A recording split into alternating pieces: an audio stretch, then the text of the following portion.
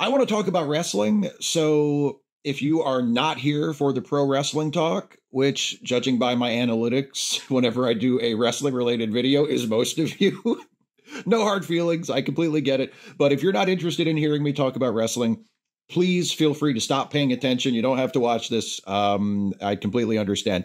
But last night was SummerSlam, which, depending on how you rank SummerSlam in the Royal Rumble, is either the WWE's second or third biggest event of the year. And overall, it was a good show. I enjoyed it. I have the same complaints about it that I have in general about big wrestling shows, which is that it was too long. Watching it live, it was close to 4 hours. And that, I'm sorry, that's just too long for a wrestling show. A major wrestling, we used to call them pay-per-views. Now WWE calls them premium live events because they're streamed on Peacock and I think soon to be on Netflix. So they're not pay-per-views anymore, but whatever you call them, a big, like, marquee wrestling event, anything over 3 hours is excessive to me. And I know that's always been a problem. WWE has routinely done big shows that were over 3 hours for decades. You know, WrestleMania is going back into the 80s, were north of 3 hours. But I feel like 3 hours is all you should need for a wrestling show. And if you go too far north of that, you should have made some choices and made some cuts to keep it under 3 hours. And you can tell, by the way, I am vindicated by this because I've noticed that when you watch the shows, the new shows on replay, which I often do, I watched the show last night live, but typically I'll just watch it on Peacock the next day. And I've noticed that once the show is no longer live, when they put it back up in the archived version for streaming, they cut out most of like the commercials and the hype videos for the matches and stuff like that. Like they trim all of the fat. And what usually happens is what is a, over 3 hour, close to 4 hour show live gets shrunk down to about 2.5, 2 3/4 of an hour, which is just perfect. So why can't they just do that live? Just trim out the fat and give us a 3 hour show instead of giving us like a 2.5 or 2 3/4 hour show stretched out to over 3 or close to 4 hours, But anyway, that's a relatively minor complaint. I wish they would cut out some of the extracurriculars. No disrespect to Jelly Roll. He seems like a good guy. And I even think his music is all right. But Jelly Roll was there last night and they had him perform God Bless America to open the show, which was nice. He did a fine job. But then after that, he did one of his own songs, which, again, it's not a bad song. It's a fine song, but it's a wrestling show. And again, this is not a new problem either. Dusty Rhodes tried to get this over in the 80s when the original Great American Bash, the concept was it was wrestling and it was also like country music stars or rock stars. And it was a combination concert and wrestling show. And WCW tried to do it again in the 90s with Travis Tritt doing a concert after one of the Road Wild pay-per-views, I think, in the late 90s. And it never works.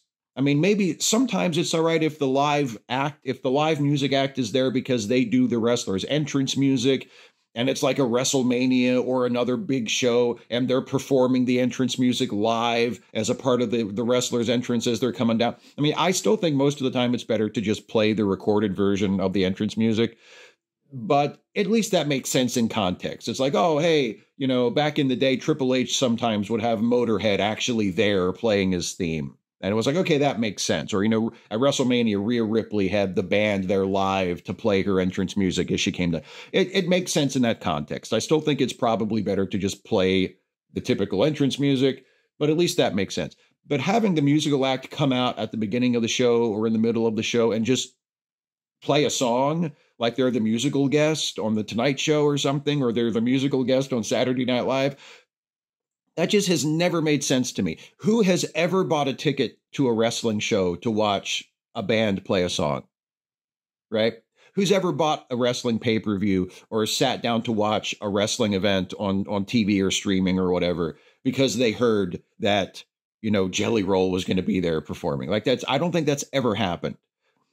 People watch the wrestling show because they want to see the wrestling matches. They want to see the wrestlers. They want to see their favorite wrestlers. They want to see what's going to happen, who's going to win, who's going to lose, what so-and-so is going to say. It's like we're here for the wrestling, and the concert, even if it's like a super popular act that everybody loves. Okay, that's great. We're not here for that. I would love if they would just completely cut that out, and that would just never, ever happen again. But that's probably asking for too much.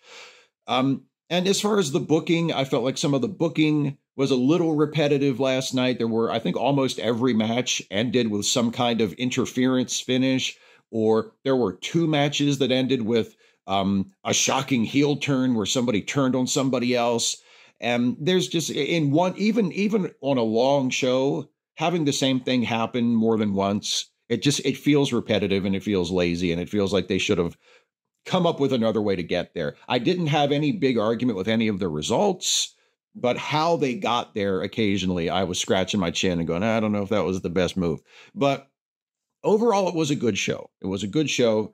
I'm very happy for LA Knight, who is a hometown boy. LA Knight, for those of you who don't know, is originally from right here in Hagerstown. And last night he won his first championship in the WWE, finally, after a very long wrestling career. Spent most of his years on the indies or on lower tiered wrestling companies. He had a run in TNA for a while. He had a brief run in the current version of the NWA, and then he finally made his way to WWE and got to stick around and has become a big star. And now he is the United States champion. And a little extra cherry on top is he won the title from Logan Paul, who, despite being an absolute prodigy as a professional wrestler, it turns out, is a huge piece of shit in real life. And he posted some transphobic garbage on Twitter this past week that made me look forward to watching him lose the United States title even more than I would have ordinarily, because I was rooting for LA Knight and I was just hoping that LA Knight would win, just because I like him and I'm a fan of his and I think he's great and he's a hometown boy. But knowing that Logan Paul is still a huge piece of shit in his real life, in his personal life, getting to see him lose was extra special. So thumbs up for that all around. Braun Breaker winning his first Intercontinental title was cool. Seems like that's going to be sort of his Bret Hart at SummerSlam 1991 moment that's going to be looked back on in the future as the moment that he took his first big step to being a singles star. I think everybody thinks Braun Breaker is going to be a superstar. Gunther winning the world title is great. I think Gunther might be the best professional wrestler in the world anywhere right now. Certainly the best in-ring heel. And seeing him win the world championship, the top title on Monday Night Raw, was very cool. And hopefully he'll get a nice long run with that and he'll do well with it, because I think he's just tremendous. And my favorite wrestler, my guy, Cody Rhodes, the American Nightmare, retained the title against Solo Sikoa in the main event. It was a pretty good match. Not the best wrestling match I've ever seen by any stretch of the imagination, but a pretty good match. And of course, the finish was Roman Reigns coming out to make his big return and to lay out Solo, who has been his usurper as the leader of the bloodline. Now the real leader, the real tribal chief, has come back to reclaim his spot from the young up-and-comer, the young upstart who has sort of stolen it away from him in his absence. So all of that was fine. But what I really noticed and what I really wanted to talk about in this video is it occurred to me as I was watching it. This is the hottest run the WWE has had since the late 90s. And depending on what metrics you go by, it's even hotter now than it was back then. Certainly not in terms of TV ratings or TV audience. There aren't nearly as many people watching the show as there were back then. But there aren't as many people watching any one thing as there were back then. The TV audience has become incredibly fragmented, and the weekly audience for wrestling on TV is not nearly what it was in the late 90s when Steve Austin and The Rock were on top, and for a few years where there were 2 very, very popular wrestling shows from different companies, where it was Monday Night Raw from the WWF, now the WWE, and also Nitro from WCW. And they were both drawing tremendous audiences. So pro wrestling as just a general thing was drawing a much larger combined audience than it has for a very long time. But the WWE is doing good as far as TV ratings. Their weekly ratings are much, much higher consistently than their closest domestic competition, AEW, and I'll get to them in a minute. And one of the hallmarks of this current era, especially of the last year and a half or so, is the presentation of WWE on its weekly TV and its PLEs it's been a very serious, straight, sports-like presentation. And that phrase is very important. Sports-like presentation. The actual wrestling hasn't really gotten any more realistic. The actual stuff that happens in the ring and outside the ring and, the wrestlers interacting with each other, that's still fairly big and outrageous, and you could never really mistake it for a legitimate sport.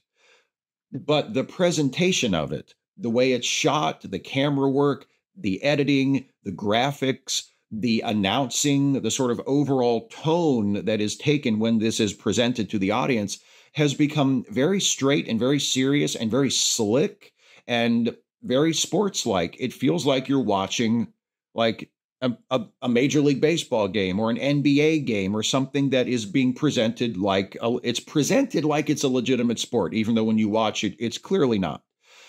And it occurred to me last night as I was watching it, that was part of the pitch when AEW started 5 years ago, when AEW, the only other major American wrestling company right now that has like significant nationwide TV.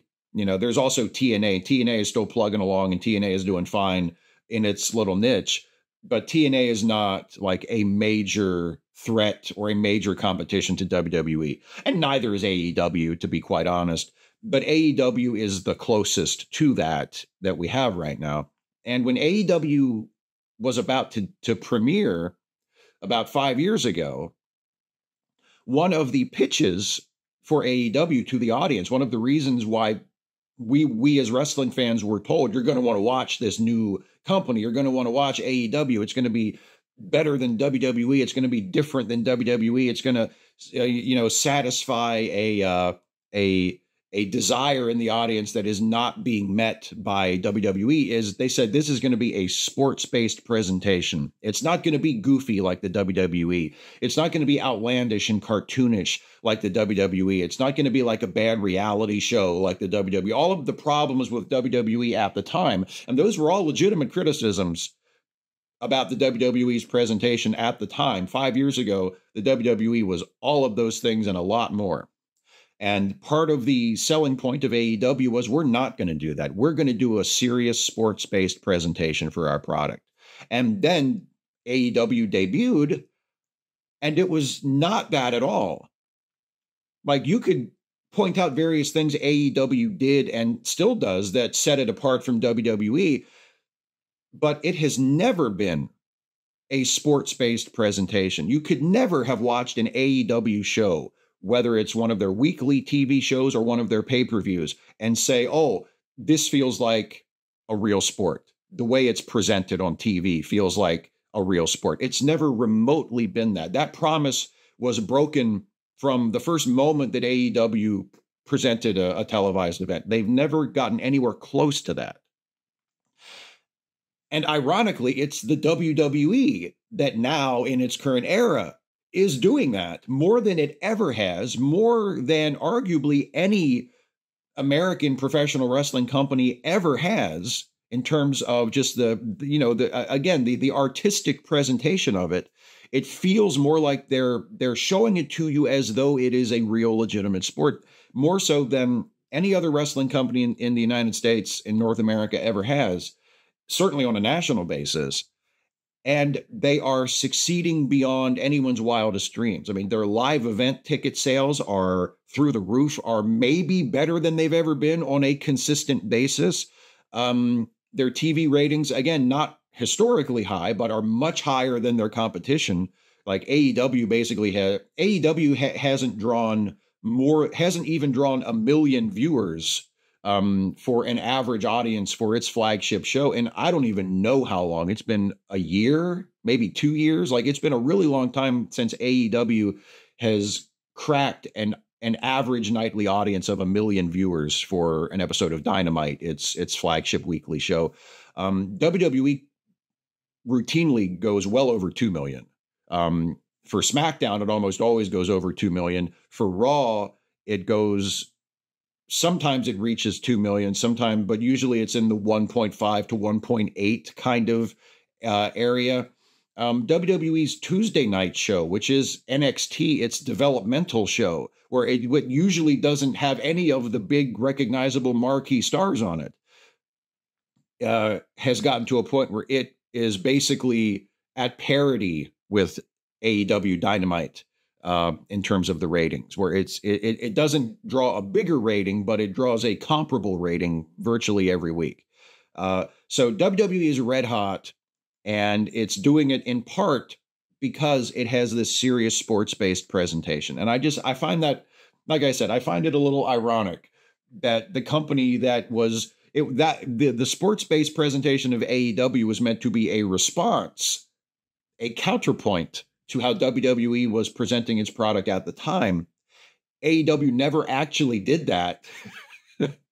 And now here we are 5 years later, and WWE is doing that and is absolutely on fire. I don't know what that says. I don't know what the point of that is, but that is an observation that I had. I also had this other observation. As some of you know who have followed me for a while, and especially those of you, that handful of you that have followed me and watched my wrestling videos and know my wrestling opinions from over the years, you know that when AEW started, I was a fan.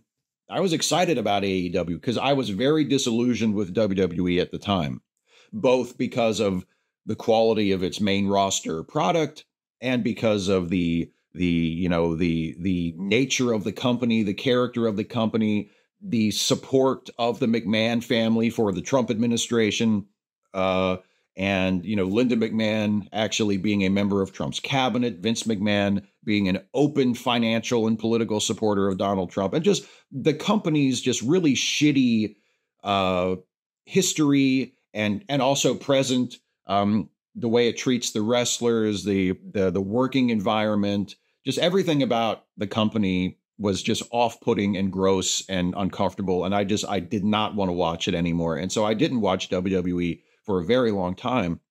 And I watched AEW when it started, and I was a big supporter of it, and I enjoyed it a lot at first.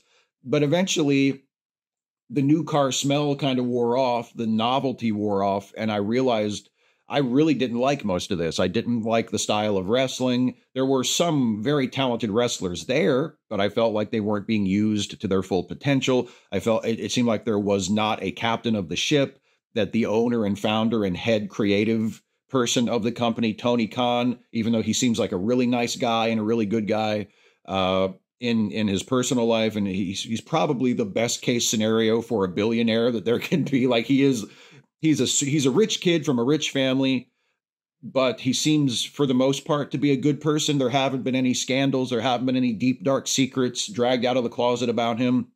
So he seems like a good dude, but he has no idea how to put together a wrestling show. And his taste in wrestling and what constitutes good wrestling or a good wrestling show, from my vantage point anyway, to my taste, is just awful, right? He is not up for this job. He has no idea what he's doing. And the long-term storytelling and the booking of AEW has always been a mess. And it's always felt like this just, patchwork quilt of styles and stories. And there's no sense to it. There's no logic to it. There's no follow through on anything. There are incredibly talented wrestlers who are just sort of left to float and drift and are left to their own devices. And people come and go without explanation. People are gone from TV for months at a time, and then they just kind of come back. There's booking built around dream matches that are mostly internet darlings facing each other on TV, as though everybody's supposed to just automatically feel like that's a big deal, even though most of the general audience probably has no idea who these people are. There are all kinds of problems with the product and the presentation of AEW that have made me not watch it anymore and go back to WWE. And also the fact that now all my favorite wrestlers, with a few exceptions, there are a couple of people in AEW I'm still fans of and still hope to see, better things for. But like, my favorite wrestler in the world is Cody Rhodes. It's been Cody Rhodes for many years. Cody was one of the original guys in AEW. Cody left AEW. I think that tells you something. Cody was one of the founders of the company. And 3 years in, Cody left. He's never said why, and he's very, very classy, and he never talks shit about AEW, and he says, he wishes everybody there the best, and, that's great. But I think it's pretty telling that one of the founding stars of the company left the company 3 years in and went back to WWE. And now he's the biggest star in all of wrestling. He's the top babyface in wrestling. And he won the world title, the top world title, the WWE title at WrestleMania, and he defended it last night. He's my favorite wrestler. He's in WWE. That's a reason to watch. My hometown guy, LA Knight, he's in WWE. That's a reason to watch. Rhea Ripley, by far the biggest star in women's wrestling right now. She's an absolute superstar. She's in WWE. CM Punk, who made big news by returning to wrestling in AEW and then realizing, oh shit, this isn't what I signed up for. This is not as advertised. These people have no idea what they're doing. And he eventually was fired for unprofessional conduct, let's say, behind the scenes. He went back to WWE. Now he's a bigger star than he ever was in AEW and ever could have been in AEW, given the ceiling as far as that product goes. And now he's in the hottest feud in professional wrestling right now with him and Drew McIntyre. And they've been building up this feud since WrestleMania. And last night was the first time they even had a match. Like, just by talking, just by antagonizing each other and CM Punk costing Drew McIntyre matches and cutting promos on each other and occasionally having a little backstage angle where one of them beats up the other or something. They've built up their feud into by far the hottest feud in all of professional wrestling. They didn't have one match until last night. It's amazing.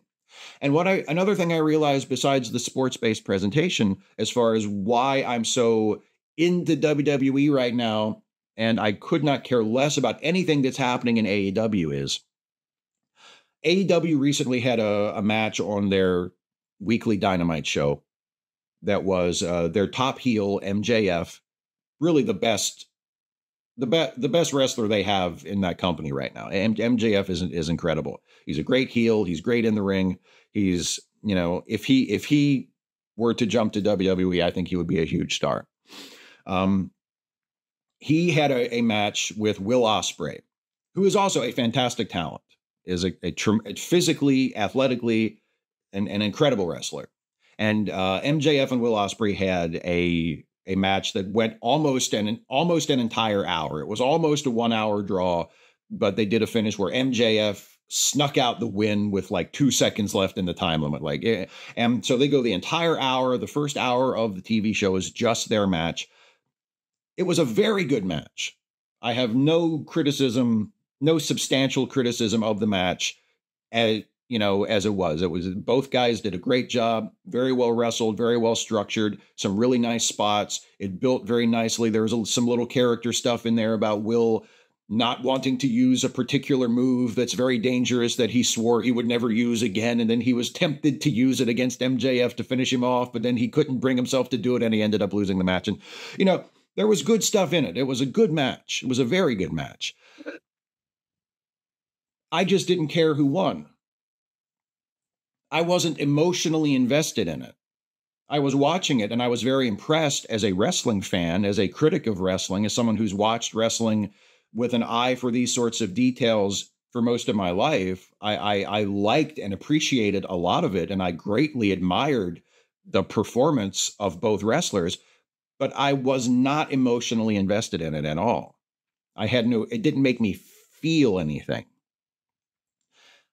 And I realized as I was watching SummerSlam last night, I was emotionally invested when Samantha Irvin, the ring announcer, who is also just amazing, when Samantha Irvin was announcing Cody for the main event, I felt more in that moment than I felt during that MJF Will Ospreay match. I felt more in that moment than maybe I've ever felt about anything that's ever happened in AEW, except maybe CM Punk's first comeback, right? Because that was just like a historic moment for wrestling fans, and it was really well done. But other than that, and maybe one or two other moments like that in AEW, for the most part, that product has never hit me right here. It's never touched me. It's never made me feel anything. And there's Cody Rhodes, my favorite wrestler in the world. And he's the WWE champion.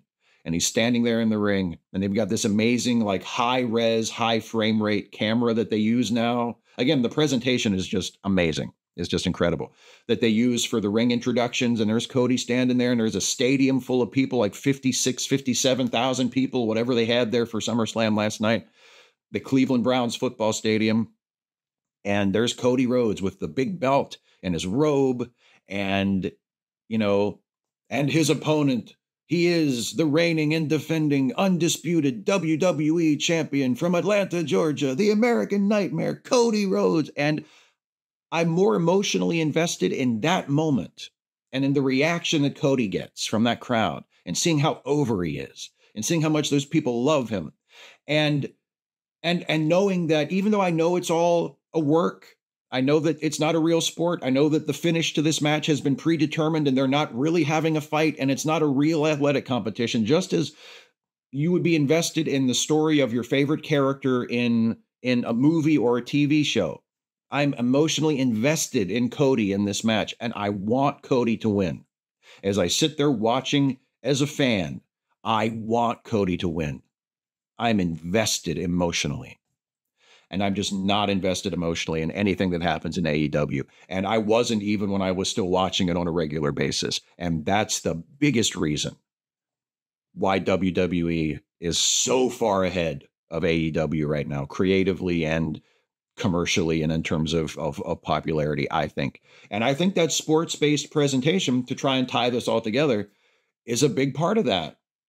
Because if you can suspend your disbelief when you watch it, just like if you suspend your disbelief when you watch a movie or a TV show, if you forget that what you're watching is created, if you forget that what you're watching is fiction, and you just allow yourself to be drawn into it, then you become emotionally invested in the outcome.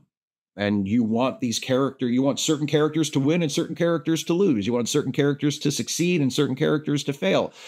And wrestling should be like that, even though you know intellectually that it's not what it appears to be, that it's not a real sport. If it's presented to you as though it is a real sport, if it looks and feels and sounds superficially through the graphics and the camera work and everything else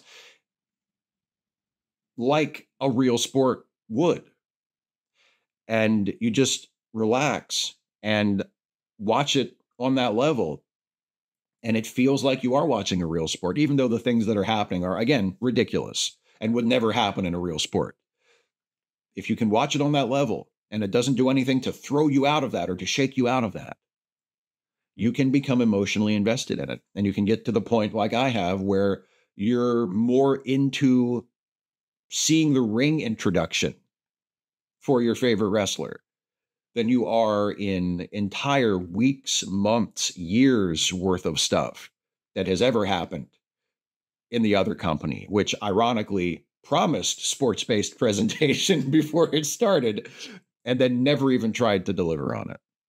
So anyway, just a few wrestling-related thoughts here on the morning after SummerSlam.